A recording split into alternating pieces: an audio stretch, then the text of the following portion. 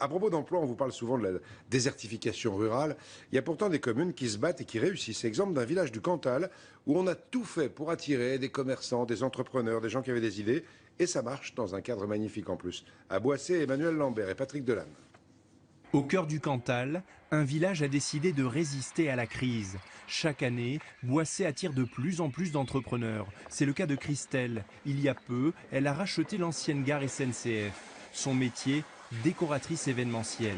Mariage ou fête de famille, son emploi du temps professionnel est bien rempli. J'ai encore quelques dates de disponibles, mais oui, j'ai des réservations. Ouais. Ça marche bien. Ça marche bien, oui. À Boissé, il y a un chantier dont tout le monde parle. Une supérette rachetée par un jeune couple doit ouvrir dans quelques semaines. Maçons, électriciens, menuisiers, les artisans du village ont beaucoup de travail, certes, mais ils sont ravis. C'est un plaisir de voir des jeunes arriver, investir, garder une activité sur le village. C'est la vie du village. Béatrice et Sébastien ne se lassent pas de faire visiter leur futur commerce. Pour eux, s'installer ici, c'est un sacré défi.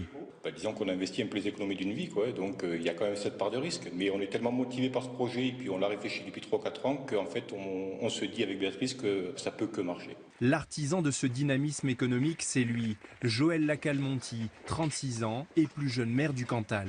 Sa dernière trouvaille, transformer d'anciens entrepôts municipaux pour y accueillir de nouvelles entreprises. L'idée, c'est de les aider à tout prix pour que le milieu économique chez nous, en monde rural, soit toujours aussi bien portant. Je me suis donné un beau défi. Joël, monsieur le maire, m'a donné un grand coup de main. Et voilà, l'activité est partie maintenant depuis 1 an et demi, c'est ça. Et pour l'instant, ça se passe bien. En misant sur l'accueil des entrepreneurs, Boissé est en passe de réussir son pari, montrer qu'à la campagne, la réussite est possible.